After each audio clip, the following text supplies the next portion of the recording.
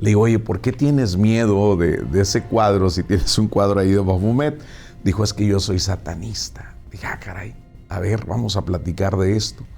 Dijo, Santiago, yo he recibido beneficios, yo sé hacer algunas oraciones que remataba con el así es y así será, decía él. ¿Tú sabías que existe una iglesia que está en Cholula, Puebla, que es la iglesia de San Miguelito, donde ha ido gente a pedir un milagro, pero no es a Dios, es al demonio? Con historias que vienen desde tiempos y décadas muy atrás, que nos hablan de estos encuentros de personas, de seres humanos, que han recurrido a estos rituales incluso, y en algunos casos ni siquiera eso, hermano.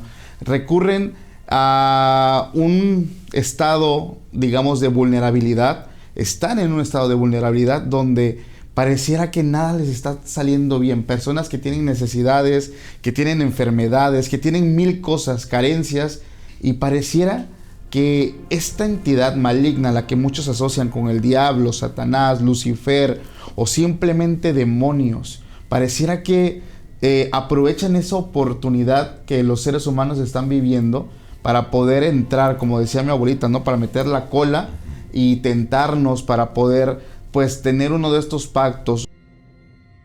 Dios no es religión, realmente. Dios es un estilo de vida. Dios es una filosofía también.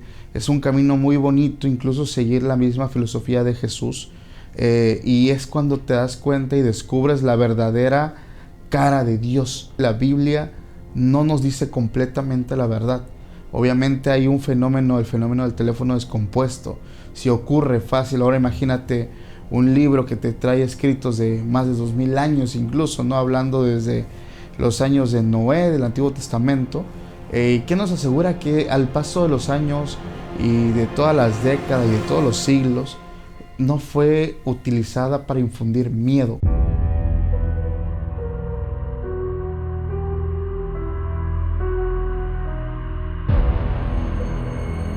Mi nombre es Santiago Segovia, investigador paranormal. Bienvenidos a un episodio más de Contadores de Historias. Siempre hablar de estos famosos pactos, muchas veces por necesidad, muchas veces por ignorancia, a veces el anhelar cosas que no hemos podido tener en nuestra vida. Y bueno, también me siento muy honrado el día de hoy que me acompaña un gran amigo, a quien aprecio muchísimo porque nos ha apoyado mucho en este proyecto de Relatos por Santiago Segovia. El apoyo ha sido incondicional. Mi buen amigo, que ustedes ya lo conocen también, mi buen amigo Paco Arias. ¿Cómo estás, Paco? Amigo, feliz, contento de estar contigo una vez más en este formato de Contadores de Historia. Se me hace un tema bastante interesante. Agradecerte a ti, a tu equipo de producción. Muchas gracias por la invitación. No, hombre, al contrario, por recibirnos acá en tu tierra. Son bienvenidos, Paco. Hermano. Muchísimas gracias. Yo siempre he dicho que Paco es como mi padrino en redes sociales.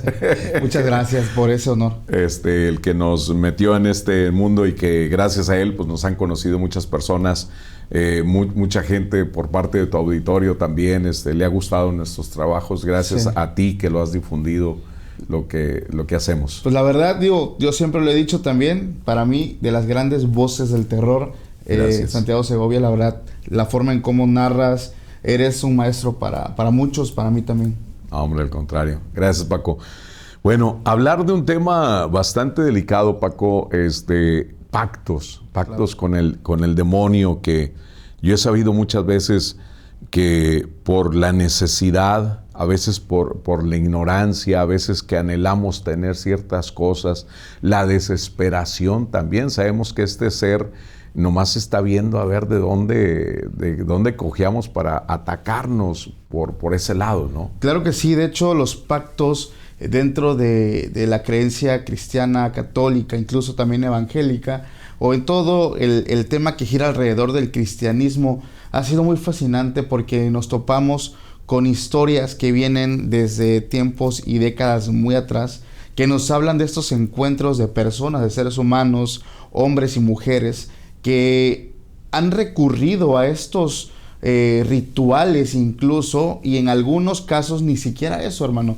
Recurren a un estado, digamos, de vulnerabilidad. Están en un estado de vulnerabilidad donde pareciera que nada les está saliendo bien. Personas que tienen necesidades, que tienen enfermedades, que tienen mil cosas, carencias, y pareciera que esta entidad maligna, la que muchos asocian con el diablo, Satanás, Lucifer o simplemente demonios, pareciera que aprovechan esa oportunidad que los seres humanos están viviendo para poder entrar, como decía mi abuelita, ¿no? Para meter la cola y tentarnos para poder pues tener uno de estos pactos. Hoy en día yo he platicado con personas que nos hablan de pactos en la famosa cueva de Catemaco, el pacto con el diablo, que es un pacto que en dinero te sale arriba de 100,000 pesos. Hay personas que, a ver, esto es un comentario que dejo muy abierto. Hay personas que dicen que ese pacto no es real, y hay otros que dicen que sí son reales. Entre sean peras o manzanas, hay pactos que sí son reales, pactos que de verdad rompen con todo esquema y paradigma y te pueden demostrar de una forma sobrenatural que las cosas se pueden realizar. Hay personas, incluso dentro del satanismo filosófico, que nos dicen que los pactos, más allá de hacerlo con una deidad superior o el diablo, el pacto debe ser con uno mismo, porque no hay mayor esfuerzo que el propio, porque a pesar de que tú quieras y anheles tener algo, no va a ser suficiente si tú no haces lo que te corresponde. Supongamos un ejemplo muy burdo: si te quieres sacar la lotería, necesitas comprar el boleto. No es como que alguien más va a comprarte el boleto y te lo vas a ganar. Entonces, una vertiente del satanismo filosófico nos menciona eso, que los pactos, más allá de hacerlos con una entidad, se hacen con uno mismo. Pero está la parte del satanismo tradicional, el satanismo que sí cree en el demonio como una figura ancestral, y que ellos te garantizan que sí puedes pactar no solamente con el diablo, sino también con aquellos príncipes del infierno, ya sea un Belial, un Asmodeo, alguna de estas, un Astarot, exactamente, y puedes pactar directamente con ellos y ellos te dan sus favores, ¿no? Dependiendo lo que busques, riqueza. Hay personas que pactan no por dinero, no sé si lo sabías. Hay gente, hombres, que pactan para tener una vida sexual muy activa, para tener ese encanto con las mujeres, para poder, decían por ahí, ¿no?, embabucarlas, poderlas hipnotizar y ser un hombre muy atractivo a los ojos de estas mujeres, aunque físicamente tal vez no sea un estándar de belleza alto, ¿no?, como comúnmente se conoce. Hay personas que pactan también no tanto por dinero, sino por devoción. Hay personas que simplemente se declaran parte de la fe en el satanismo y pactan su vida no para tener ningún beneficio, simplemente porque dicen a este Dios, ¿no?, que es Lucifer: exacto, yo te sigo y yo quiero formar parte de tu movimiento y voy a pactar mi vida para ti, bla, bla, bla. Y lo hacen simplemente porque es parte de su devoción. Hay muchos pactos realmente. Fama, los típicos pactos, ¿no?, que se hablan por ahí, que hay muchas teorías de conspiración de Peso Pluma, de Michael Jackson y de un montón de personas que se hablan, y esto lo digo abiertamente porque no hay certeza, pero gente que te dice es que ellos hicieron un pacto, o han salido los brujos que dijeron es que aquí han visitado grandes artistas para pactar su vida por fama, por poder, por dinero, por dominar. Y es un tema, amigos, súper fascinante, porque hay muchas historias que nos hablan de esto. Así es. Sí, de hace muchos años, por ejemplo, el violinista del diablo, Paganini, que exacto, pintores famosos que decían es que era un virtuoso, y la gente, en vez de decir, oye, es que es un talento, decía, no, es que vendió el alma al diablo para tener esa fama, ¿no?, ese poder. Así es. Y siempre se ha manejado esto. Se dice que hay dos formas de pactar, Paco, que muchas veces tiene que ser un ritual muy complicado y otras veces llega así, como que recibe los beneficios y te estás aprovechando de esos beneficios que te llegan, claro, que a la larga pues vas a pagar, ¿no? La factura va a ser bastante cara. Ahorita hablabas del satanismo. Muchas veces el ser satanista es pues, reconocer que es tu máxima autoridad, ese ser, que no, a veces no tienes que hacer un gran sacrificio, un gran ritual, como para reconocer que Él es tu deidad, ¿no?, tu Dios. Hablaba un joven en una ocasión, se me hizo raro porque me mandó unas fotografías hablábamos de estos, precisamente de un pintor que había hecho un pacto de los famosos niños llorones, ¿sí? Decías, sí, claro. que están relacionados con incendios, que donde Sí. en las casas de las abuelas veíamos estos niños llorones, ¿no? Sí. Y que decían que casualmente había un incendio en estas casas y que lo único que sobrevivía ese cuadro. Entonces, él tiene un cuadro enorme, muy bonito, y me manda una fotografía y un video que él tenía miedo a ese cuadro. Pero yo veo, pues ya sabes que empieza a observar todo, ¿verdad? Veo un cuadro de Baphomet en el famoso aquelarre. Ajá. Le digo, oye, ¿por qué tienes miedo de ese cuadro si tienes un cuadro ahí de Baphomet? Dijo, es que yo soy satanista. Dije, caray, a ver, vamos a platicar de esto. Dijo, Santiago, yo he recibido beneficios, yo sé hacer algunas oraciones que remataba con el así es y así será, decía él. Ajá. Dijo, fíjate que soy taxidermista y ha habido ocasiones que yo necesito dinero, pero dice, lo más valioso que tenía era un cráneo de un jaguar. Dice que en el mercado te lo bien vendido, dice, lo vas a vender en 5,000 pesos. Oh, wow. Dijo, entonces yo hacía esa oración. De repente tocaban a mi puerta, a la media hora o a la hora tocaban a mi puerta. Oye, tú eres taxidermista, sí, fíjate que ando buscando un cráneo de un jaguar. Sí tengo uno. Te doy 50,000 pesos por él. Wow, 50,000. Sí, dice, pues, y órale, dice, ahí yo obtenía el dinero. Yo ahí obtenía el dinero. Él dijo, Santiago, pero le tienes que agradecer a este ser, que gracias a él obtuviste ese dinero. Claro. Dice, compré una motocicleta, Santiago, así con este tipo de oraciones. Compré una motocicleta, la motocicleta que yo había querido siempre en mi juventud. De hecho, es un chavo joven, tiene su pareja. Un niño, pues ya venía con su pareja y tiene uno con su pareja. Es un niño, sí es de él. Y decía, yo venía en la motocicleta, fui a una fiesta y todos me dicen, ¡ay, qué padre motocicleta! Y ¿cómo la compraste? No, pues ahorrando. O sea, en vez de reconocer Claro. a este ser que él me la había donado, que él me había hecho llegar el dinero, dice, pues yo no le di el reconocimiento. Dijo, tuve un accidente, Santiago, pero ese accidente fue para haberme matado. Así te lo digo, fácil. Dijo, sin embargo, quedé con vida. Dijo, pero yo pienso que quedé con vida así como para diciendo, me tienes que reconocer a mí, o sea, Claro. Yo te di esa motocicleta. Entonces yo platicando con él, Paco, le digo, bueno, ¿y no ha habido, por ejemplo, amigos tuyos cercanos que te digan, oye, yo quiero ser como tú, enséñame esa oración, o qué hay que hacer, ¿no? Pues muchas veces los jóvenes no miden esos peligros, no miden las consecuencias que pueden traer. Y Dios nos da como un libre albedrío. Claro. Tú haz lo que quieras, ¿verdad? Ya después ajustaremos cuentas. Bueno, dijo, fíjate que sí, Santiago, y me arrepentí mucho. Me arrepentí mucho porque este amigo mío, yo le enseñé varias cosas y él pidió dinero. Él quería una buena cantidad de dinero. Dijo, a las pocas semanas, Santiago, su mamá muere en un accidente automovilístico. Y el seguro, él era el único beneficiario del seguro. Dijo, le dieron una muy buena cantidad de dinero. Wow. Dijo, ahí estaba el dinero, pero ¿a cambio de qué? Sí, claro. Dijo, tú pediste dinero, pero sacrificaron a tu mamá para darte ese dinero. Qué fuerte. Y es que, mira, pasa algo bien, bien curioso porque no estoy en contra de los satanistas. De hecho, tengo amigos que son satánicos, que son ateos incluso, sí, que van en contra de mis creencias. Y no pasa nada. De hecho, tengo amistad con muchas personas.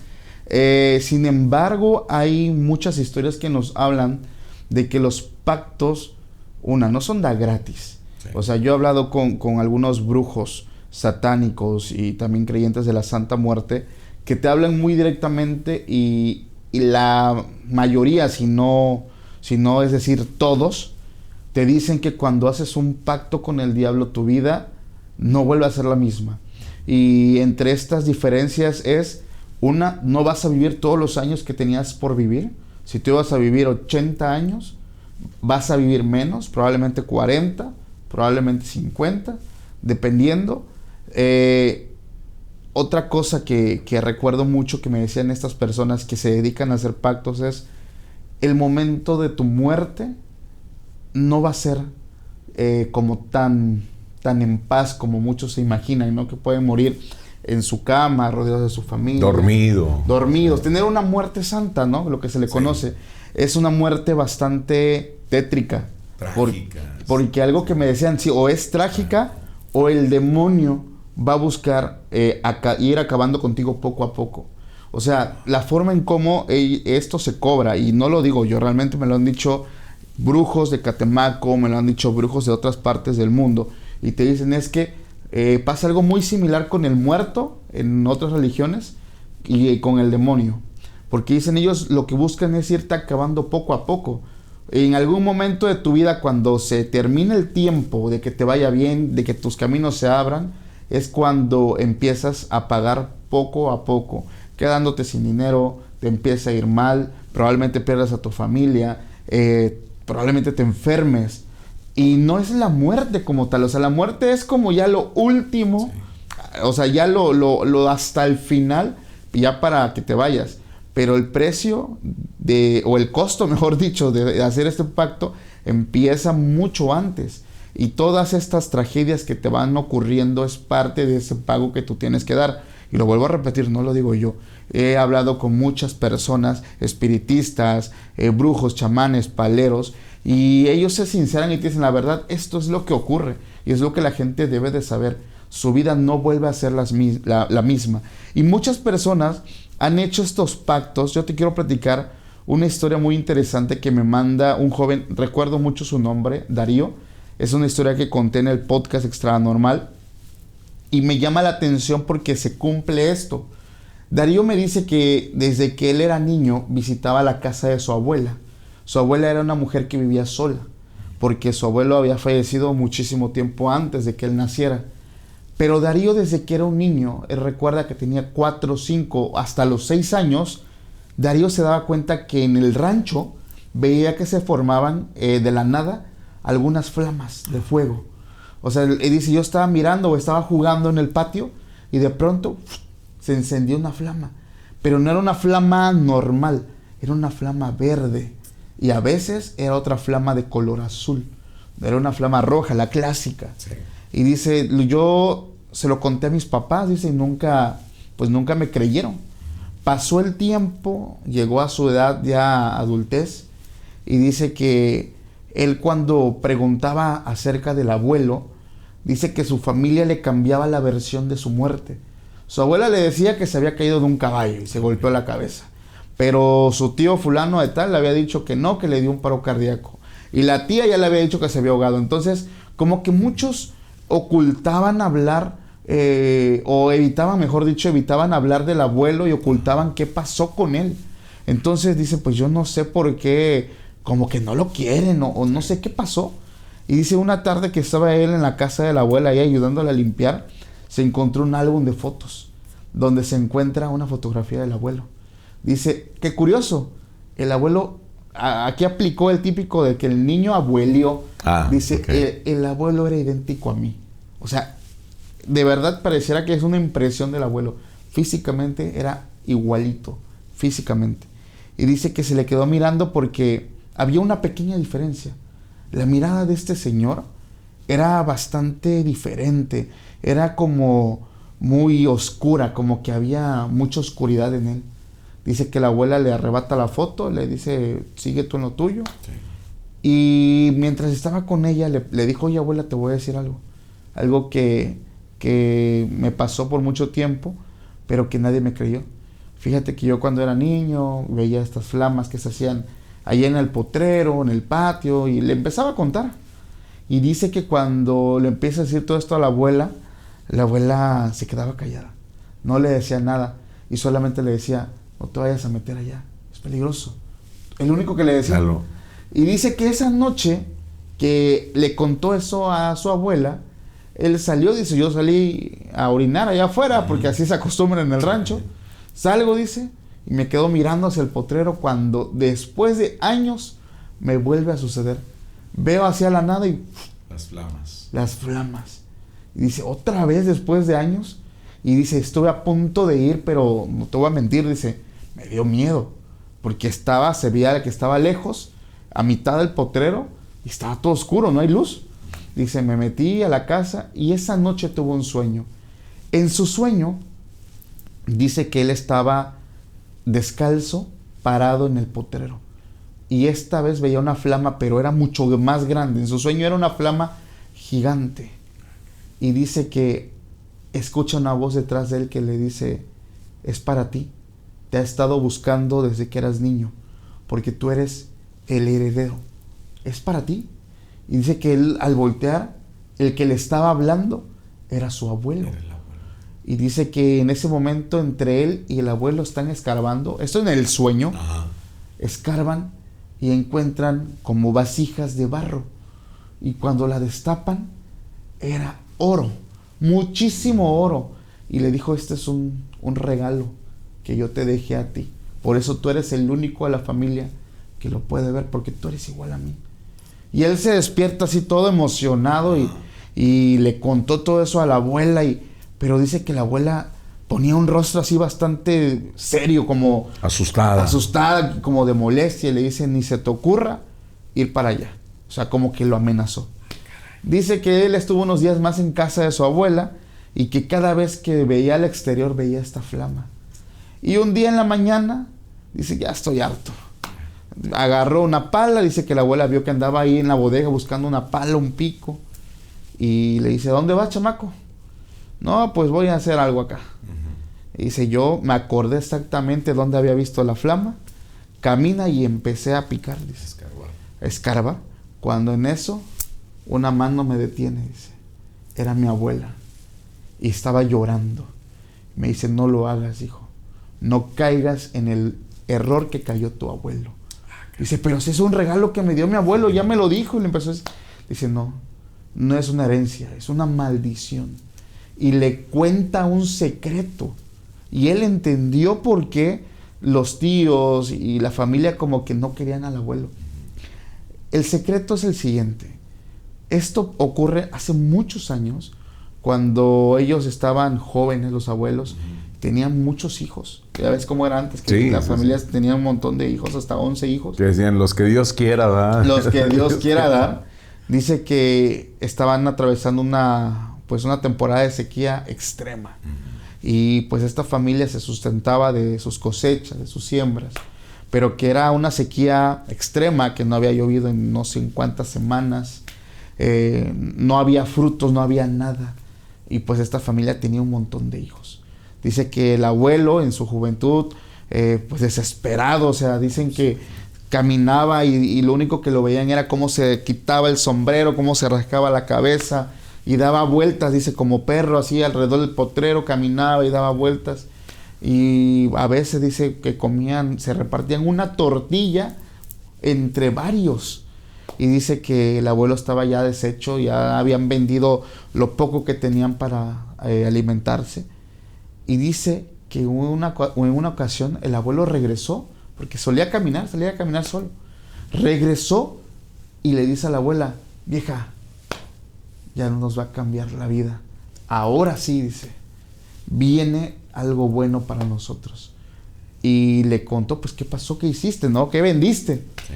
Dice que todavía le hizo una broma, ¿a qué hijo vendiste? O algo así. Y dice que le dice, no. Y le contó algo. Dice que el abuelo andaba en el potrero caminando, desesperado.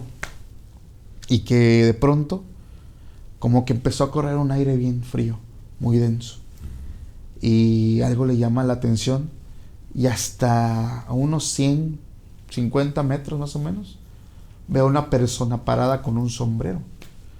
Y dice, eran cerca de las 10 de la noche y había una persona en mi territorio, en mi terreno. Sí. Y dice, pues, como todo señor de campo, a la mano el machete, ¿no? Y dice que esta persona venía caminando. Era un hombre. Sí. Y venía caminando. Pero se sentía el ambiente muy pesado. Y ya estaba cerca, como unos 20 metros, y lo logra ver más o menos. Era un hombre vestido de ropa típica mexicana, tradicional. De hecho, tenía botas, casi como charro. Sí. Y un bigote bastante pronunciado. Y este señor, el abuelo, le dice, ¿qué pasó? ¿Qué haces por aquí? ¿Se te perdió algo? O sea, muy cuidando su territorio. Sí. La mano en el machete. Cualquier cosa, él dispuesto a lo que Pues fuera. que hace un extraño, ¿no? Claro. Y dice que este hombre se le acerca y con unas palabras y una paz inmensa le dice, ¿verdad que tu familia no ha comido hoy? Está muy dura la sequía, la situación. Y dice que le dice, sí, ¿se te ofrece algo? Y este hombre le dice, no, solamente vengo para ayudarte. ¿Y usted en qué me va a ayudar? ¿Vas a hacer que llueva o qué? Dice que todavía le dice, no, pero yo te puedo ayudar. Dice que cuando le dice esta última frase, yo te puedo ayudar, siente en la espalda el típico escalofrío que viene desde la nuca, sí, y el ambiente pesado. Y dice, el abuelo en ese momento entendió una cosa. Este tipo no era un humano, no era un ser humano. O sea, aparte de que era enorme, dice la descripción del abuelo es que era un hombre de cerca de 2 metros. Pero el abuelo aún así chaparrito, ahí con su machete, firme. Dice, el típico dicho, no lo voy a cargar. Y este hombre, el extraño, le vuelve a decir, yo te puedo ayudar. ¿Y cómo me vas a ayudar? Tú confía, yo te voy a ayudar. ¿Aceptas? Déjame ayudarte. Tus hijos tienen hambre. A tu esposa no le compras ni siquiera ropa. Y dice que pues él empezó a pensar en todas las situaciones del pasado donde sus hijos se repartían un pedazo de tortilla, un pedazo de pan, un café negro de olla. Y dice que dijo, está bien, ¿qué tengo que hacer? Dice, nada, solamente tienes que creerlo. Dice que se estrechan la mano, le da la mano, sí, y siente una mano fría, dice, como de un muerto. Y este hombre dice que arranca como una semillita de que estaban ahí, sí, arrancó una semillita, con la punta de su bota empezó como a hacer un agujero en la tierra, la deja caer, la tapa y le escupe. Y le dice, hecho está, así será. Dice que en ese momento escucha el abuelo cómo alguien se acercaba, era uno de sus hijos, y al regresar la vista, aquel hombre ya no estaba. Él supo en el fondo que las cosas iban a cambiar, y por arte de magia, al día siguiente las mazorcas empezaron. Todo el terreno, el abuelo extrañamente... Sin haber llovido, nada. Nada, la gente decía, es que esto no es normal. Exacto. O sea, como ese hombre está teniendo cosechas y no ha llovido y nosotros no. Entonces dice que el abuelo empezó a vender en cantidad. O sea, tenía para su familia y tenía para vender y se hacía de dinero y compraba más tierra y... El abuelo hizo muchísimo dinero. Muchísimo dinero. Y dice que la abuela estaba feliz en el fondo, pero también una parte de ella decía, es que no fue bueno lo que tú hiciste. O sea, había como un remordimiento. Y dice que el abuelo decía, tú cálmate, disfruta que nos está yendo bien. Dice que empezaba el abuelo a guardar dinero, así, oro incluso, por montones en vasijas de barro. Y dice que de pronto, cuando el abuelo cumple más o menos los 60 años, dice que empezó a enfermarse. Pero es curioso porque fue una enfermedad muy repentina y que el momento de su muerte, en sus últimos momentos, en su agonía, él gritaba que lo atormentaban, que veía como sombras, como demonios que se burlaban de él. Y dice que días antes de que él muriera, el abuelo decidió esconder el dinero. Lo escondió. O sea, y la familia así, ¿pero por qué? Y él decía, es que no quiero que los atormenten a ustedes. Como que estaba maldito. Sí, él decía, no quiero que los atormenten a ustedes. Yo nada más. Y se muere el abuelo, la familia, los hijos se enteran de todo esto y nadie, por ese temor, nadie buscó el dinero. Por eso cuando había un nieto que no sabía nada de la historia, decía que veía estas flamas y que soñaba el abuelo, tenían miedo. Y qué curioso, que era el abuelo, el nieto que era idéntico al abuelo. El detalle que le dice la abuela es, y la conclusión que también nosotros sacamos es, este señor, el abuelo, no está descansando en paz. Necesita de alguna manera pasar esa maldición a alguien más para que él por lo menos logre esas indulgencias y poder descansar, a pesar de que es su propio nieto. Entonces es una de las historias que nos compartieron buenísimas. ¿Qué opinas de eso? No, impresionante, Paco. ¿Cómo la desesperación, no? Es que imagínate, un padre, se están muriendo sus hijos de hambre. Claro. ¿Qué haces en medio de la nada? Así es. Tú dijeras, oye, pues aquí hay vecinos, vivo en la ciudad, vaya, por compasión, ¿verdad? Claro. Fíjate, eso me recuerda un caso del hijo de un pastor. Se comunicó conmigo y me platica la siguiente historia. Dice, Santiago, mi papá donó el terreno donde se hizo el templo. A un lado hizo una casa. Dijo, y estábamos en pleno oración, en pleno servicio. Estábamos ahí, Santiago. Había como 3 pastores. Llega una mujer llorando, desesperada, con un hijo en brazos y 2 pequeños. Dice, llegó desesperada, los niños llorando. Nos quedamos todos, ¿quién la viene siguiendo? ¿Qué pasó? Claro. Y la mujer pidiendo ayuda.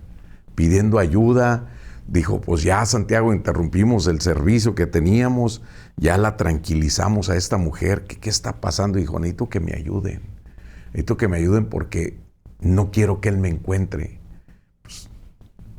Piensan muchas cosas por la cuestión de la inseguridad, la tenía secuestrada o qué pasó, ¿verdad? ¿Qué sucedió? Dice, pues ya, Santiago, la calmamos, ya nomás se quedaron 3 pastores, mi papá y yo. La señora nos platica que viene huyendo de su marido. La señora no sabía ni dónde estaba para empezar. Okay. No sabía ni a dónde había llegado, nada.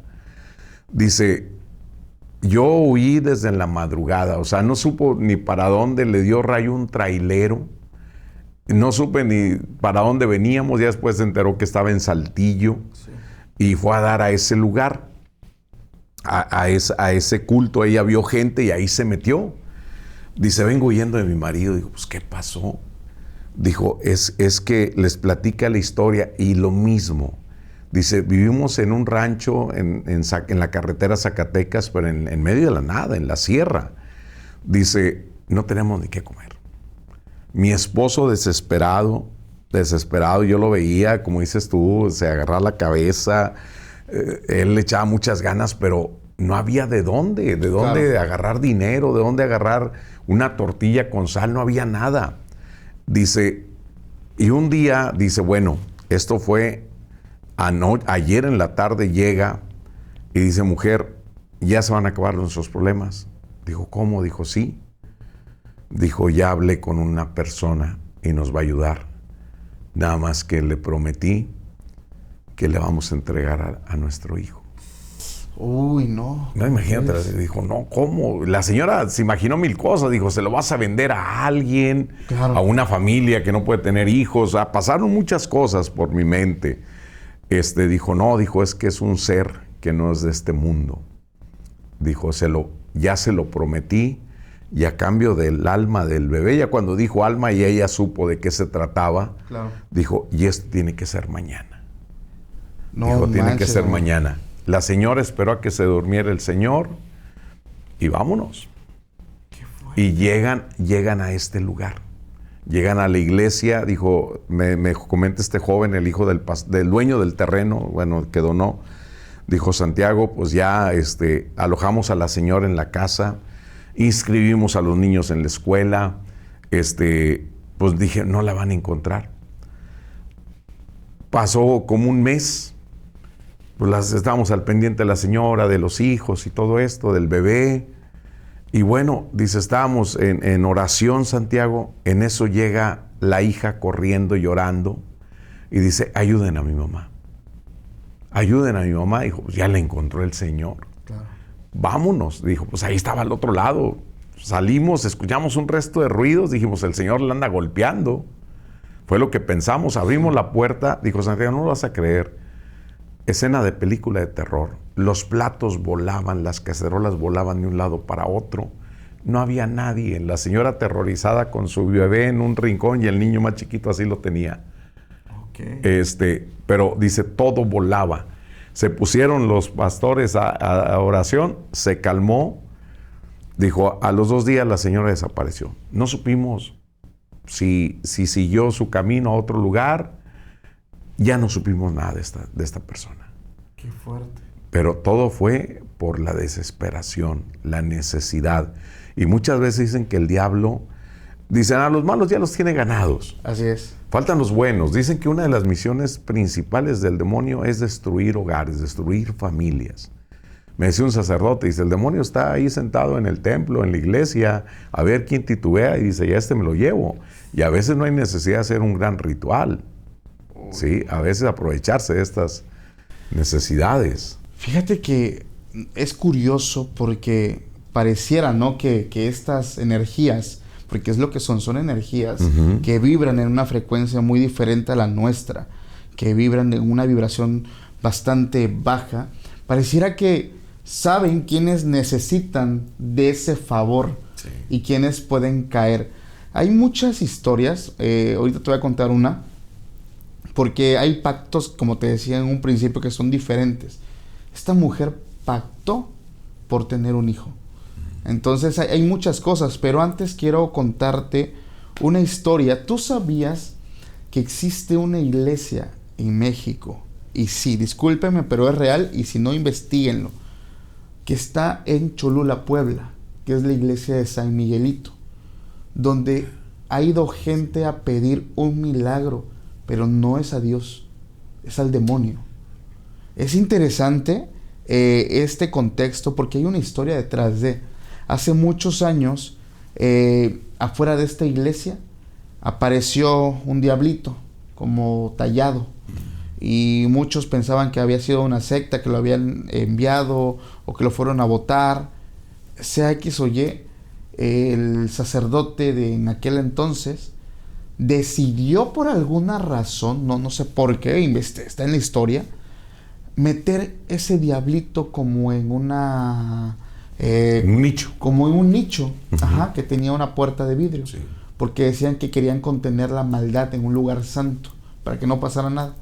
Y aquí empezaron a salir como ciertos comentarios, ¿no?, que forman la historia, que dicen que a pesar de que el diablito era más chiquito, no lo podían meter a este nichito.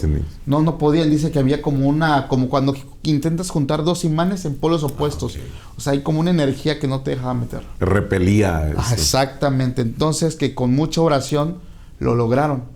Y colocaron, este objeto en la parte de donde está San Miguel. ¿Ves que está como San Miguel, la imagen como que está pisoteando y venciendo al demonio? Lo pusieron abajo de San Miguel, representando que San Miguel lo venció. Que lo venció, y ahí lo dejaron. Entonces, cuando la gente se entera de todo esto, fíjate pues no sé, la ignorancia. La gente empezó a ir a la iglesia para, bueno, te lo compro, ¿no?, para conocer la historia, para ver al diablito. Pero hubo una persona que dijo, yo fui a pedirle algo a ese diablito y me lo cumplió. Y entonces esa persona se lo dijo a otra persona, y otra persona a otra persona, y se fue de boca en boca, y la gente iba a la iglesia de San Miguelito a pedirle el milagro al demonio, en vez que a Dios. Entonces digo, suena increíble esto, o sea, pero de verdad los invito a que busquen esta historia porque es real. Está la iglesia actualmente. Sí, escuché yo algo así. Ya no está, ya no está la imagen del diablito. Dicen que el sacerdote o fue un obispo que lo retiró y lo guardó, lo escondió, pero sí lo tienen todavía en su poder. Porque había gente, por ejemplo, había una regla. Decían que antes, si querías solamente ir de mirón para observar o conocer al diablito, había como una regla. Tenías primeramente que encomendarte a San Miguel, que te iba a dar como la protección para que entonces tú pasaras a verlo.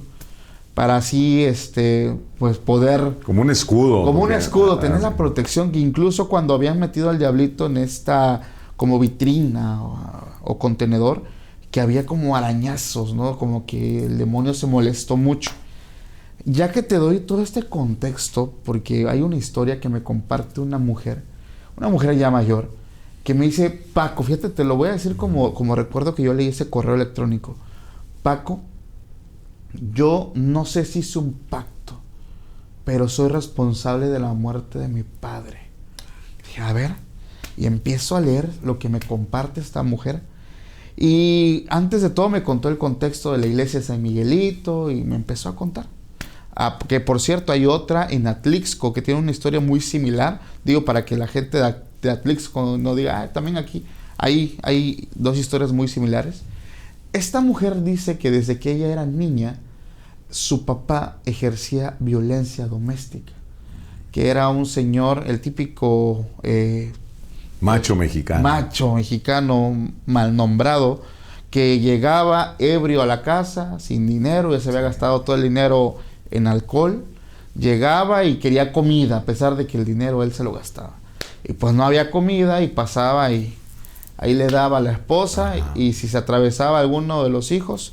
A defender a la mamá también. Sí, todo también. Entonces, esta señora en aquel entonces, cuando era apenas una niña de 8 años, dice que estaba harta, cansada, todas las noches, ver llorar a su mamá, ver a su mamá con el ojo morado, con el labio roto, llorando en las noches, pidiéndole a Dios un milagro, y pues nomás no pasaba nada. Dice que a veces ella, su mamá la mandaba con su abuelita a dormir a la casa de su abuelita. Dice, y eran las veces que yo me sentía bien, porque estaba lejos de mi familia y no veía tanta cosa. Pero mi abuelita, dice, tenía la costumbre de ir a misa y me llevaba a esa iglesia de San Miguelito. Dice, cuando yo era niña todavía estaba el diablito ahí. Todavía estaba. Y nunca me dejó verla mi abuelita, dice. Pero recuerdo que una noche antes de que yo llegara a dormir con mi abuela, mi papá se había pasado de copas, y ahora sí se pasó de rudo con mi mamá. Le dio unos golpes que literalmente la dejó inconsciente.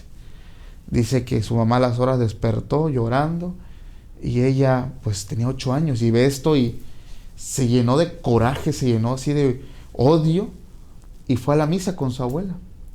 Y dice, si Dios no me hace el milagro, se lo voy a pedir al diablo. Dice que su abuelita se quedó platicando ahí con unas señoras de la iglesia y le dice, abuelita, voy a ver al diablito. Sí, hija, nada más que, ya sabes, antes encomiéndate a San Miguel y ahí sí haz tu oración, tu Padre Nuestro. Sí. Ahí se va la niña corriendo. Dice que no me encomendé a nada. Llegué, dice que se le queda mirando ahí a la vitrina, los ojos de la estatua. Y le dice, dicen que tú haces milagros, ¿no? Llévate a mi papá. Llévatelo porque ya no lo aguanto. Y dice, y mi mamá le ha pedido mucho a Dios y no se lo lleva. Llévatelo tú, a ver si es cierto. ¿Cuánto tiempo crees que pasó para que ocurriera algo, Santiago? Menos de una semana. El señor, el papá, el que era muy violento, era taxista. Dice que adelante, más o menos, incluso adelante de la capilla, por ahí hay un tramo donde hay una curva peligrosa. Este hombre ya había terminado su turno, se fue con unos amigos a echarse unos tragos, y por ahí se va a agarrar a golpes. Dicen que el tipo agarró, prendió su taxi y empezó a manejar rápido. Pues las copas ahí se le cruzaron, no vio bien y se estampó en una barda, perdiendo la vida de forma instantánea. Y dice que cuando pues la familia se entera, y hubo un silencio, porque dice, para mi mamá y para mis hermanos fue un alivio, dice. Pero nadie se atrevía a decir nada ni a festejarlo. O sea, le hicieron su funeral, le dieron cristiana sepultura, pero en el fondo se notaba la alegría de mi madre, la alegría de todos. Descansaron, pero dice, yo fui creciendo y probablemente de niño no lo sientes, pero llegas a una edad adulta, y ella dice, me empezó a pesar la muerte de mi propio padre. Dice, porque no sé si fue el destino, si a lo mejor él ya estaba escrito que él iba a morir en ese lugar. La casualidad. De esa manera, o fue casualidad, o fue porque yo se lo pedí al demonio. Porque lo que se cuenta, y que todavía cuando estaba, pues estaba, digamos, ahí expuesto, es que la gente que iba a pedir milagros al demonio eran los milagros que Dios no te cumple. Por ejemplo, llegaba mucha gente que se dedica a cosas malas, a pedir que tal persona dejara este mundo, o que si iban a ir a robar, a asaltar, que saliera con éxito, ¿no?, la operación. Ese era el tipo de milagros que este demonio cumplía. Y esta persona, esta mujer que me escribió el correo, me dice, Paco, yo me siento mal, dice, pero no sé si es por la muerte de mi padre que cargo, o porque tengo la sensación de que hizo un pacto siendo niña, porque yo le pedí, él me dio, y ella siente como que camina en la vida con la cobertura de algo oscuro, dice, pero no sé qué es, y dice, ya me acerqué a la iglesia, estoy en jornadas de oración, en grupos de oración, ya pedí perdón, pero me sigo sintiendo, dice, como ajena a todo esto, como que no pertenezco ahí. O probablemente, Paco, de que dices, yo pedí, pero ahora ¿qué me va a cobrar? ¿Y cuándo me lo va a cobrar? ¿Y cuándo lo va a cobrar? Exactamente. Entonces, ¿qué opinas de esa historia? Oye, interesante, muy interesante. Fíjate que conocí una persona, me contactó, él vivía en la ciudad de Guadalajara. Ajá. Dice, Santiago, no me vas a creer, también otro caso de desesperación, cómo este ser está esperando esa oportunidad, ¿verdad? Dijo, fíjate, Santiago, que mis 2 pequeños hijos, dice, uno de 9 y el otro creo que de 3 años, yo me dedicaba a cantar, siempre me gustó cantar. Dijo, porque no encontraba trabajo de otra forma. Sí. Dijo, Santiago, hubo semanas que todos los días ni para frijoles teníamos. Comíamos nopales, y eso que me los cortaba en el monte. Okay. Dijo, una semana comimos nopales todo el santo día, nopales, no había más. Dice, yo estaba en esa desesperación, cantaba con un mariachi en una cantina, dice, pero pues me pagan muy poco, pues nomás era para pagar que la luz, el agua, pues esos cada mes llegan y claro. todo. Dice, en eso, dice, y también se dedicaba en el día a cantar en los camiones. Okay. Dijo, se me acerca una señora en la cantina, una señora muy extraña, esas como que imponen. Dijo, mira, yo te puedo presentar a alguien que te puede ayudar en todas las necesidades. Si yo no le había platicado nada, sino ella se me acerca y me dice eso. Claro. En todas las necesidades que estás pasando, esta persona te va a ayudar. Dijo, te lo puedo presentar una de estas noches. Dijo, pues preséntemelo. Dijo, yo pensando que era alguien que me podía dar una chamba. Dijo, fíjate, Santiago, que al salir de esta cantina, pues paso yo por una calle muy oscura y veo a esta señora. Dijo, al principio no la reconocí, es que me habló y dije, dice, yo veo a un hombre elegantemente vestido, pero no le veo el rostro. Dijo, no se apure, joven, yo lo voy a ayudar. Yo lo voy a ayudar, dijo, no se apure. Dijo, fue todo. Dije, pues a lo mejor mañana con la señora me manda a decir que vaya a tal dirección o no sé. Claro. Dice, a mí no me dio miedo, no me dio... Dije, bueno, muchas gracias. Pues al siguiente día, dice, ese día llego en la noche, despierto a mi mujer, le digo, ¿sabes qué? ¿Me van a dar chamba? ¿De qué? Dice, no sé, pero nos va a ir bien. Y ya le platica todo. Y la señora, con un sexto sentido, dice, es que no me gusta eso, que un extraño llegue y la señora te diga que te va a sacar de sus problemas. Claro. Te conociera. Digo, pues no vas a creer, Santiago, empecé a ir al día siguiente la rutina, ir al camión. Dice, todo lo juntaba, nunca contaba el dinero, porque agarraba otro y agarraba y me regresaba en otro y así anduve. Y hasta en la noche yo llegaba con mi esposa y le decía, esto fue lo que saqué. No me lo vas a creer, Santiago, que al día siguiente en los camiones saqué el morral y dije, aquí está, vieja, vamos a contar. 8,000 pesos. ¿Cómo? En los puros camiones, dijo, 8,000 pesos. Dijo, caray. Y al día siguiente 9,000, 10,000, en pura cantada de camiones. Wow. Y en la cantina había gente que le pidió una canción, oiga, lo felicito, canta usted muy bien, tenga, ahí le van 2,000 pesos, 3,000. Entonces, ya dice, pues yo ya empecé así como que, caray, pues, claro, qué suerte, ¿no? Y luego deja que me hable el Señor para el trabajo. Todavía estaba esperanzado que le iba a hablar este hombre, claro, por la chamba. Dijo, imagínate, pues ya no sé si aceptarla o no aceptarla, mejor me dedico a los camiones. Qué impresionante, sí. Digo, yo que fui una persona que se dedicó un tiempo a tocar camión en restaurantes. Ajá. Digo, fíjate, lo máximo que, a mí en mis tiempos, sí, yo sacaba en un día, cuando muy bien, 500 pesos, yo creo 600 pesos mexicanos. A 10,000 pesos, sí, una locura. O sea, este hombre empieza con eso, se regresa allá a Ramos Arizpe, esta persona, y empieza a tener éxito en los negocios y pone 2 restaurantes. Dijo Santiago, pero yo ya sabía de qué se trataba. ¿Quién me estaba haciendo ese favor? Yo ya sabía ya después entendí quién era esa persona. Dijo, tengo coches, dice, no te digo que son coches súper caros, pero son los coches que yo siempre había querido. Siempre había querido esos coches y ya los tengo. Okay. Toda la familia de mi esposa trabaja con nosotros, todos. Y le digo, bueno, ¿y las consecuencias, amigo? Dijo, de eso tengo miedo. Le digo, porque tienes 2 hijos pequeños. Dijo, sí, pero pues yo no pacté, yo nomás acepté la ayuda. Le digo, bueno, pues puede ser una forma de compromiso, ¿verdad? Pues nada más. Sí, nomás. Él dice que una forma de comunicarse con este ser es irse a un lugar solo.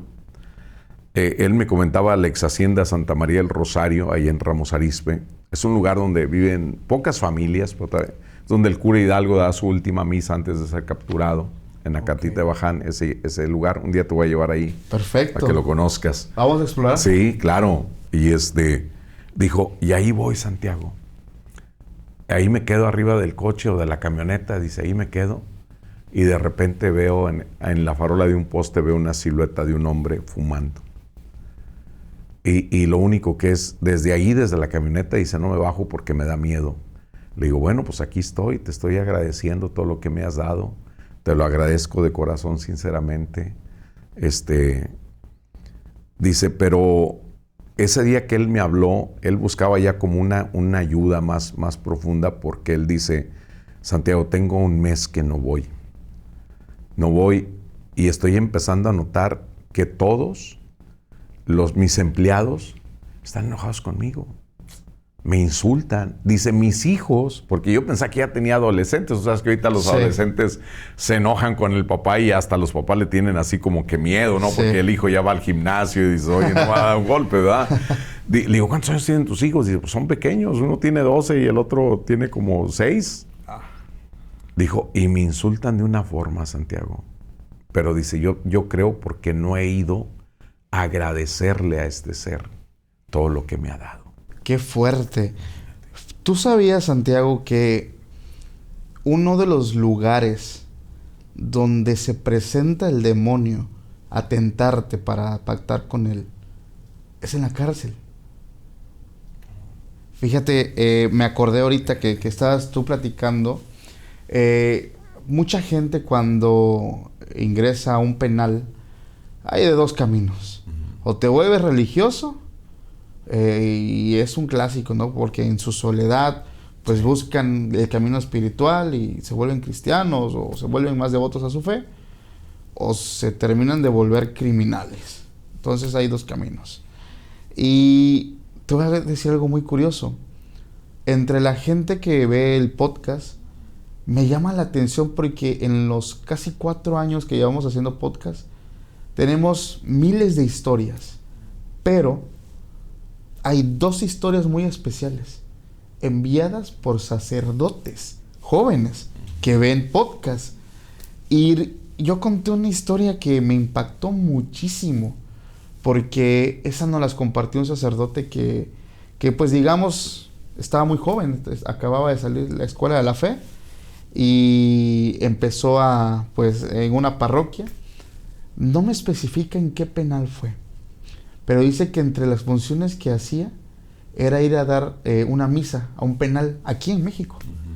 Y dice, la verdad, Paco, yo ya conocía, después de ir tanto tiempo, pues yo ya conocía pues a quienes estaban en la misa, siempre eran los mismos. Era muy raro ver a una persona, pues digamos, nueva. Sí, a la mayoría los saludas, ahí Dios te bendiga, mucha cortesía. Y yo llegaba, daba mi misa. A veces dice, iba con las hermanas y les llevábamos tortas o les llevábamos ahí un champurrado. Para los que no son de México, un champurrado es como un chocolate, algo así, un atole. Y pues él empezaba a ir. Dice, un domingo que fue a dar una misa, que fue un miércoles de ceniza y no se le olvida. Dice que el lugar donde daba la misa era como una explanada y solamente habían como 3 banquitas, o sea, no llegaba tanta gente a escuchar la misa. Entonces habían los mismos de siempre, pero en esta ocasión había un hombre, dice, que estaba hasta el frente. Dice, era nuevo evidentemente porque yo no lo conocía, nunca lo había visto, y se sentó hasta enfrente a escuchar la misa, la Santa Misa. Dice, terminando la misa, dice, estaba yo guardando mis cosas, estaba ahí una persona ayudándome, cuando siento que me agarran del hombro y me dicen, padre, me quiero confesar. Dice, me volteo y era pues este hombre. Sí. Ah, hijo, claro que sí. Dice, ven, ya me lo llevé así como a un lugar apartado, sí, porque no está ahí los lugares, sí, no hay. Dice, me lo llevé a un lugar apartado. Ave María Purísima, sin pecado concebida, y empiezo. Dice, padre, me quiero confesar, dice, porque yo no hice nada malo, pero siento culpa, necesito de Dios. Dice, esto me lo confiesa el padre, por eso no me da los datos de la persona, porque no es correcto que te digan quién es. Me dice, a grandes rasgos, esta persona que estaba en la cárcel trabajó para un empresario. Dice, pero lo que esta persona le cuenta en resumidas palabras es que este empresario se dedicaba a lavar dinero y él no lo sabía, era como su contador, él no sabía, y él todo el tiempo recibía órdenes. Entonces cuando empiezan a lanzar investigaciones contra su jefe como que le avienta la bolita a él, por así decirlo, estoy hablando en palabras coloquiales, como que le echa la culpa a él y a él lo terminan enjuiciando. Entonces lo mandan a un penal. Dice que él no sabía, pero que pues él estaba dispuesto a declarar, que él quería buscar de Dios, que quería pues tomar la Santa Eucaristía, y bueno, terminó de confesarlo. Dice, yo regresaba hasta el próximo domingo y le regalé una Biblia. Dice, ten, mira, te regalo una Biblia. Léela cuando te sientas solo, léela cuando te sientas triste, léela cuando te sientas feliz. Siempre, dice, léela y habla con Dios. Y le empezó a aconsejar, muy bonito. Ajá. Dice que llega a la semana y este hombre pasa, comulga y le vuelve a decir, padre, me quiero confesar. Ah, ¿qué pasó, hijo? Y es cuando le dice algo bien raro. Dice, padre, dice, es que no me lo va a creer, pero me cuesta trabajo leer la Biblia. Dice esta persona que en estos días ya le estaban por dar su condena. La condena que le iban a dar iba a ser bastante extensa, muchos años en prisión. Y dice que el mundo se le vino abajo, o sea, dice, ya no voy a ver a mis hijos, ya no voy a ver a mi familia, me voy a morir de viejo aquí, me voy a podrir en este lugar. Ya no le iban a alcanzar los años para salir. Y sobre todo porque aquel empresario millonario, dice, estaba atacándome ya con tal de él zafarse. Sí. Alguien tenía que pagar. Alguien tenía que pagar, sí, y él era. Y él era. Exacto. Y dice que ese día que le dieron la condena, dice, yo quise leer la Biblia como me dijo usted, dice. Leer. Y no podía, dice, me ganaba el coraje, la tristeza. Y cuando por fin se había decidido a abrir la Biblia, dice que llega una persona. Entró hasta su celda. Dice que era un hombre elegante, saco, pantalón, zapatitos así de charol, bien formal, un empresario también. Y dice que estaba adentro y le llama por su nombre y le dice, te están cometiendo injusticia, ¿verdad? Dice, sí. ¿Tú quién eres? Eso no importa. Yo te vengo a ayudar. ¿Cómo me vas a ayudar? Y dice, ¿eres mi abogado o te envió alguien? O sea, pues ahí adentro, ¿sí? En la celda. No, dice. Tú y yo nos conocemos, dice, pero no te acuerdas. Pero yo te vengo a ayudar. Yo tengo la manera, y lo voy a expresar con esas palabras, ahí producción me va a mutear, pero de que ese hijo de puta pague por lo que hizo. Y más por haberte echado la culpa a ti. Dice que él no comprendía, ¿no? O sea, ¿pero qué? Pero le llamó la atención algo. Dice, tenía un anillo. Ese anillo tenía, no una calavera como tal, pero sí un ser con cuernos. Y le llamó la atención, lo tenía ahí en su dedo. Dice que él luego como que sintió lo clásico, ¿no? Sientes la vibra, la energía de esta entidad. Dice, yo nunca lo pude ver a los ojos porque tenía un sombrero también, pero le hacía sombra. Entonces yo además le veía esta parte y la boca. Nunca le pude ver el rostro bien. Dice, yo te puedo ayudar. ¿Aceptas o no aceptas? Y dice, yo empecé a pensarlo. Dice, si aceptas mi ayuda, yo puedo hacer que tú en menos de una semana te vayas. Y dice, órale pues. Se estrechan manos, el hombre se va, y se lo ve caminando muy elegante, incluso tenía un bastón. Él regresó a su celda, y dice que cuando intenta abrir la Biblia, abre un versículo que habla acerca de las tentaciones que le ponía el diablo a Jesús, que ve que se fue y le dijo, si eres el Hijo de Dios, dile a esa piedra que se convierta en pan. Y hablaba de, o sea, todo ese versículo, todos esos versículos hablaban de las tentaciones del demonio. Dice que en cuanto él empezó, todo eso se lo contó al sacerdote, sí, que en cuanto él empezó a leer la Biblia, dice, pues él empezó a llorar, ¿no? Y no sabía por qué, pero él estaba llorando, empezaba a llorar.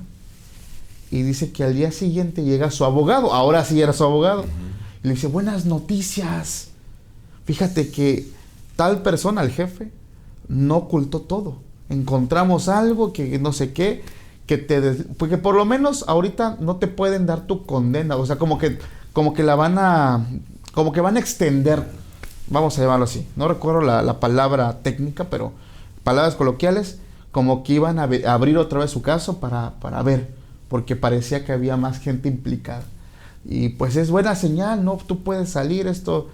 Pero él dice, yo no me alegré, dice, porque yo sabía en el fondo que algo malo yo había hecho, dice. No saben, dice, yo pregunté a seguridad, él preguntó a un montón de gente, dice, ¿quién era ese hombre? Dice, nadie sabe, ningún guardia, ningún policía lo vio entrar. ¿Y cómo entrar hasta tu celda? Claro, él entró. O sea, dice, como si él abrió la celda y él entró.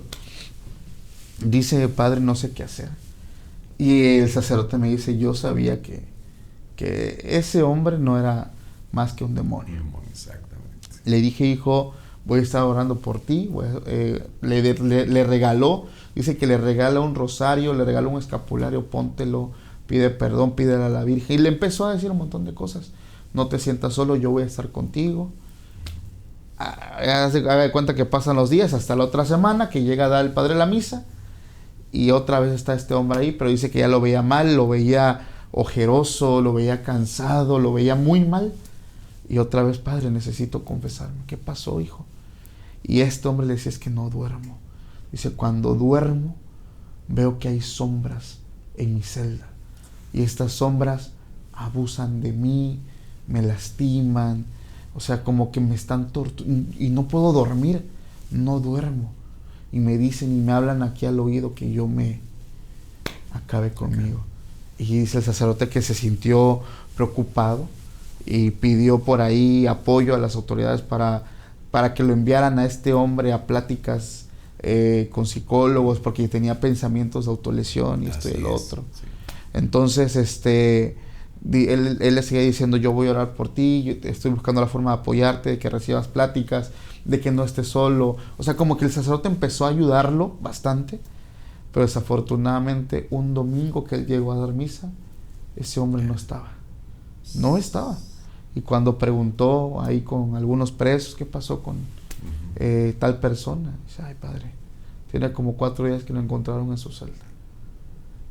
Y a él lo que le impactó mucho fue todo el testimonio que le dio semana tras semana, lo que había ocurrido, y el colmo de todos es que sí se había demostrado hasta el final su inocencia. Fíjate. Qué fuerte, ¿no? Sí, no. Fíjate, Paco, este tipo de situaciones, digo, la desesperación, cómo se acercan este ser, ¿no? Sí. Este demonio a brindarte una ayuda, y como decías al principio, muchas veces el miedo a morir, ¿no? Después de todos los beneficios que obtuviste. Sí. Decía una enfermera, dijo, tú sabes que muchas veces las enfermeras desarrollan ese sexto sentido que dicen, oye, el ambiente está muy pesado, alguien va a morir en esta sala, alguien va a morir esta noche o este día. Tengan cuidado en los cuneros porque los niños están llorando de una forma extraña. Sí. Y pasan ese tipo de situaciones, ¿verdad? En los hospitales. Me decía una enfermera que ella dice, yo empecé a desarrollar eso, Santiago. De hecho, ya está pensionada ella. Dijo, yo sabía, yo les advertía a las jóvenes enfermeras que llegaban, atentas porque hoy se nos va alguien. Pero usted cómo sabe, dice, hoy el ambiente está pesado. Tú sabes que siempre está la central de enfermeras, ¿verdad? Cuando entras a visitar a un piso, que vas a un cuarto donde está un enfermo, te topas luego con la central de enfermeras y siempre, oiga, está la habitación, ¿verdad? Mire, aquí queda. Dice que ella ve en la madrugada pasar un joven, una persona, un hombre muy elegante, con un maletín negro. Pasó y, oiga, señor, era en la madrugada, dice, no hay hora de visitas, era un hospital privado. Y dice, pues, y señor, y el cuate hace cuenta que ni me vio, pasó derechito, y lo veo que se mete a una habitación. Y ahí voy, señor, le estoy hablando, y señor, que no hay visitas, y ahí va la enfermera. Dijo, entro, Santiago. La escena es la siguiente. El hombre está parado a los pies de la cama viendo al paciente. Dice, el paciente tenía una cara de terror impresionante. Y yo, señor, por favor, sálgase, no es tiempo de visitas. Ya le dije, el hombre ni siquiera volteó a verme el hombre. Dijo, el hombre nomás estaba viendo al paciente. El paciente estaba aterrorizado, empieza a convulsionar. Tú sabes, están monitoreados. La presión, los latidos y todo esto empiezan a elevarse. Llega la emergencia porque suenan las alarmas en la central de enfermeras. Llegan doctores, llegan enfermeras y sobre el señor. Y ella, señor, por favor, le pido, déjenos trabajar. Por favor, sálgase. Y una enfermera dice, ¿a quién le hablas? No había nada. Dice, al hombre que está aquí. Dice, ¿cuál hombre? Ayúdanos. Híjole. Dijo, pero ese hombre jamás se fue de ahí, Santiago, hasta que la persona murió. Qué fuerte, amigo. Dijo, y nadie vio a ese ser, nomás yo. Fíjate qué curioso, ¿no? Cómo estas personas, para mí, los hospitales son estos lugares donde hay mucha actividad paranormal. Y es curioso porque esto yo lo he hablado anteriormente. La gente debe pensar que los cementerios es donde se viven muchas cosas. Yo he estado en muchos cementerios. Y te puedo decir que de 10 cementerios, en uno o en dos se siente así una vibra pesada. Por algo que ocurre o porque es de los lugares donde botan más brujería. Pero normalmente los cementerios son muy tranquilos. Sí. Te dan mucha paz. Exacto. Hay mucha calma. Por el contrario, los hospitales, y entiendo por qué, si lo vemos desde el lado espiritual y energético, qué emociones son las que emanan de este lugar, ¿no? La tristeza, la desesperación, la enfermedad, la muerte. O sea, pocas veces hay alegría de que a lo mejor hoy dan de alta una persona o nace un bebé, pero casi siempre son malas noticias, no pudimos hacer nada por su familiar, emergencias, ¿no? Que aquel vino de tal forma. O sea, siempre el sentimiento que predomina es el de baja vibración. Entonces es más fácil que en estos lugares se manifiesten este tipo de entidades. Exacto. Porque es la energía que se alinea a este tipo también de energías que vibran de la misma forma. Y es por eso, fíjate que hay muchos testimonios de personas, enfermeros, y uno de ellos, yo he hablado con un químico, 2, 3 doctores que me han dicho esto. Porque normalmente en todas las instituciones, ya sean privadas o de gobierno, hay una virgen o hay como una capillita o hay algo, fíjate. Yo pensaba anteriormente, ya lo he dicho esto muchas veces, que estos lugares eran un refugio para las personas que buscaban paz y fortaleza, orar por su enfermo, su familiar. Y estas personas me dijeron que no. Digo, caray, pues entonces, ¿para qué están? Sí. Y estas personas, un químico que trabaja en un IMSS y 3 doctores que trabajan entre ellos igual en instituciones públicas y privadas, me dicen es que esto se pone en áreas donde pasan más actividades paranormales. Dicen, aunque haya compañeros que no crean en esto, dice, vemos quienes sí creemos, y vemos esa sombra, o ven a una enfermera que de plano nadie conoce, o siempre ven a alguien. Y todas, o la mayoría, tienen ese instinto de que hoy la noche se siente pesada, hoy va a pasar algo, ¿no? Y al ratito empiezan a sonar ahí las alertas, ¿no? De que tal persona está muriendo. Y dices que en esos sitios, y normalmente también es en pediatría, es que es raro, donde atienden a los bebés, a los niños, en pediatría es también donde se colocan estas imágenes santas, o donde el director del hospital trae a un sacerdote al que tira agua bendita, que bendiga aquí y allá, y ponemos la capilla, y solamente así podemos trabajar tranquilo. Digo, caramba, pues tiene toda la lógica del mundo. Exacto, y uno piensa que es para ir a pedir por tu enfermo, como dices, ¿verdad? Así encontrar una paz en ese lugar, porque sí me ha tocado estar en ese tipo de capillas. Fíjate, Paco, ahorita que hablamos esto de la religión, conocí el caso de una joven, le entrevisté a esta joven y me platicó un caso de niña que ella se decepcionó como de Dios y de los hombres. Y le digo, ¿cómo? Dice, fíjate, Santiago, yo estaba muy apegado con mi abuela.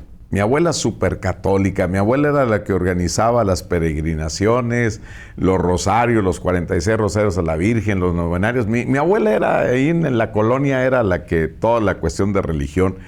Entonces a mí me hizo, dijo, creer en ese mundo maravilloso de Dios, ¿verdad? Dice, yo estaba, es que Dios es bueno, Dios es bondad y la gente es buena. Claro. Llega un momento donde, pues, dice, me pasó algo con mi abuela, Santiago. Dice, es que yo quiero ver a Dios, abuelita. Dice, ¿lo quieres ver? Dice, vamos a verlo. Dice, vamos a acostarnos. Dice, nos acostamos en el piso. Dijo, concéntrate, pide por Dios, pide que lo quieres ver. Dice, en eso tocan a la puerta de mi cuarto, Santiago. Y dice, yo me levanto, pues yo emocionado, pues estaba chiquilla ella. Claro. Yo me levanté, ahí está Dios tocando. Dijo, Santiago, abrí la puerta, no era nadie, dice, pero me llega un viento, un aire que casi me tumba. Dice, abuelita, no lo vi, pero lo sentí. Entonces ella creía en todo, como debe ser, ¿no? Claro. O sea, como debe ser una religión, ¿verdad? Todas las religiones, sean la que sea, van a un bien. Así es. Y que te tienes que portar bien con los demás y todo eso. Todos, hasta la Biblia de la Beides dice que te tienes que portar bien con el prójimo. Así es. ¿no? Bueno, entonces muere la abuelita. Dice, entonces yo iba a hacer la primera comunión, voy al catecismo. Y dice, y el padre me da un coscorrón que me dolió mucho. Entonces yo ahí empiezo yo a decir, ¿cómo? Pues si se supone que la iglesia, todo el mundo nos queremos. Claro. Dijo, yo me doy cuenta que lo que me decía mi abuelita, pues no era realmente todo así, color de rosa. Sí. Dice, me doy cuenta que no era así. Estaban muy de moda los ciber en ese tiempo, dice, y mi tía tenía uno. Allá en Piedras Negras. Dice, entonces yo ya estaba, creo que en primera secundaria, y me iba a hacer la tarea ahí y le cuidaba el ciber, ¿verdad? Y se empezó a meter en internet y fue a dar con la vida de Marilyn Manson. Y me cuenta ella que Marilyn Manson vivió una vida como la de ella, que él también era muy católico y todo, después se decepcionó y todo eso. Dice, entonces yo seguía mucho en internet de ese libro. Y en mis cuadernos de matemáticas, donde iba a hacer yo la tarea, yo hacía los apuntes por detrás de símbolos y todo. Dijo, Santiago, un día, debajo de mi cama, porque mi cama estaba en alto, en mi recámara, dijo, hice un círculo con los símbolos que venían ahí. Dice, era un círculo donde yo cabía completamente. Wow. Dijo, entonces yo en una noche dije, esta es la noche, me tengo que meter. Dijo, no me lo vas a creer, Santiago, pero empecé como a sentir como que estaba flotando y arriba volaba algo como una bolsa de esas negras de basura. Okay. Dice, yo veía que volaba, pero ya no veía yo el colchón ni nada, ni la cama, nada. Yo miraba eso que estaba sobre mí, cómo se remolineaba y de hecho dice que la sujetan de uno de los brazos y tenía las marcas. Y ella dijo, ayúdeme, me asusté, Santiago, y grité. entró mi mamá, dijo, ¿qué es esto? ¿Qué hiciste? Me checa los cuadernos, ve todos los rituales que yo traía.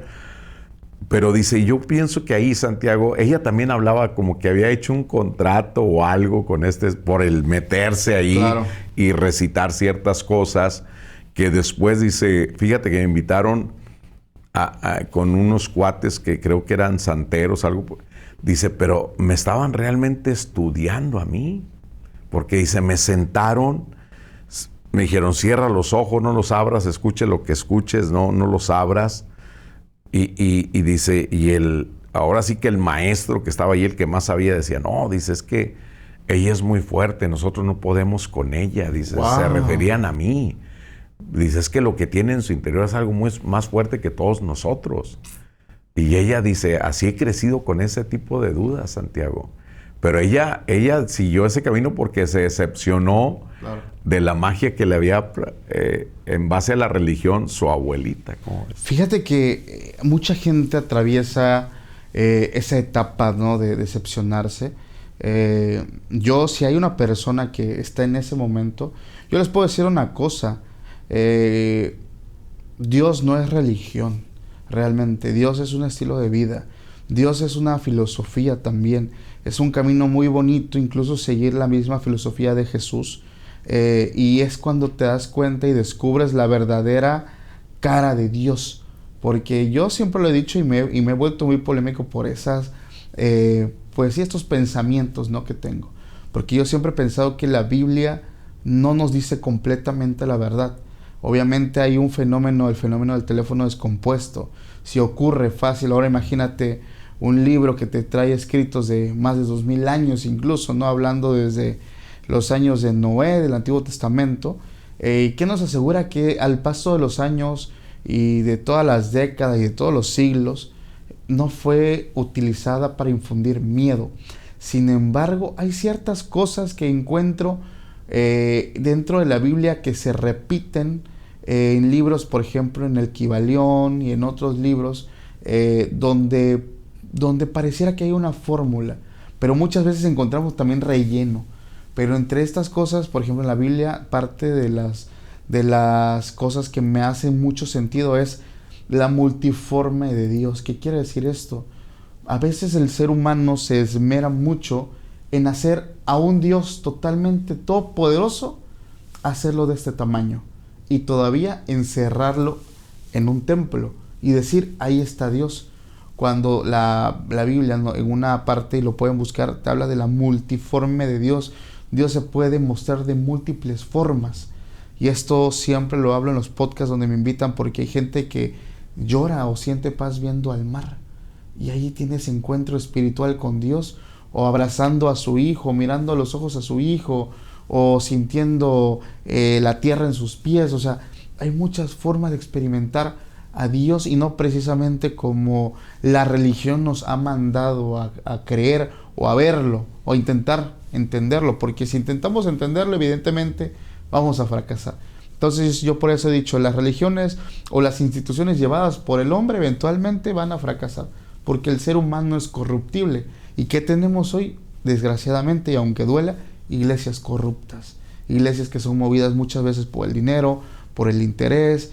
Tenemos, cuando he hablado del Vaticano, hablo de que cuando dice el Vaticano, voy a orar por la pobreza y por los niños que están muriendo de hambre. Pues sí, pero tienes también la posibilidad de mandar unos milloncitos, ¿no? pero vamos a orar también, ¿no? Nada más orar. Entonces, y si nos vamos también del lado del cristianismo, pastores que dejan de pregonar a lo mejor el perdón, el arrepentimiento, el amar a tu prójimo, pero se esmeran más en hablarte de el famoso evangelio de la abundancia, ¿no? Que entre más das, más recibes, y tienes que sembrar y tienes que diezmar, porque hasta que duela, ¿no? O sea, y nos encontramos con cosas donde el ser humano ya ha corrompido todas estas creencias, y no está mal tal vez para una persona que va a empezar, pero sí entender en algún momento que conforme vayas caminando en este camino de tu despertar espiritual, te vas a topar con estas cosas que ya no te van a hacer sentido, y vas a decir, creo que eso no está bien. Y no es culpa de Dios, porque al final de cuentas Dios es Dios. Pero muchas veces confundimos estas malas prácticas con Dios, cuando Dios no tiene nada que ver con todo esto. Y sí caemos en la decepción. Yo también pasé una decepción en diferentes iglesias por cosas que yo cuestionaba. Y es que si tú cuestionas algo dentro de la iglesia, eres malo, eres rebelde, te estás rebelando con Dios. Y claro que no. Y es la forma en cómo yo he buscado esta verdad o tratar de entender, ¿no?, cómo funciona el camino espiritual. Pero regresando también al tema de los pactos, Santiago, digo, es un tema que a mí me fascina muchísimo. Hay gente, como lo hablamos hace un rato, pactan su vida por muchas cosas y muchas razones, a veces hasta por la más absurda que te puedas imaginar. Yo te platicaba del caso de un hombre que pactó y que pues, lo que él buscaba era tener relaciones con mujeres. No le interesaba el dinero, no le interesaba la fama.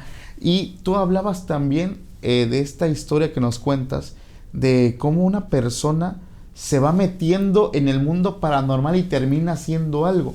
Hay gente, estoy seguro que a ti también te ha pasado, hay gente que te dice, oye Santiago, hablas de cosas paranormales. A mí me dicen, oye Paco, hablas de cosas paranormales.